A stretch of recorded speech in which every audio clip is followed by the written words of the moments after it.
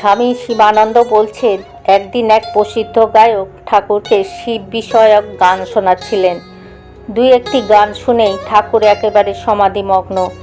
এরূপ গভীর সমাধি আমরা পূর্বে কখনো দেখিনি। ঠাকুরের মুখ লাল হয়ে গেল এবং এক দৈবভাবে তিনি শিহরিত হতে লাগলেন। ঠাকুরের আকৃতি অস্বাভাবিক বিরাট মনে হলো এবং তার দেহের লোম খাড়া হয়ে উঠল। অনেকক্ষণ কেটে গেল, তবু ঠাকুরের মন কিছুতেই নামে না। যতক্ষণ গান চলতে থাকলো সবাই বিস্ময়ে হতবাক হয়ে রইল। আমরা পূর্বে কখনো ঠাকুরকে সমাধি অবস্থায় এরূপ বিরাট আকার ধারণ করতে দেখিনি। অনেকক্ষণ পরে ঠাকুর হঠাৎ উহ উহ করে উঠলেন, যেন ভেতরের এক অসহ্য যন্ত্রণা বোধ করছিলেন। অতি কষ্টে ঠাকুর বললেন, শক্তি গা। তখন আমরা গায়ককে মায়ের নাম গাইতে বলা হলো।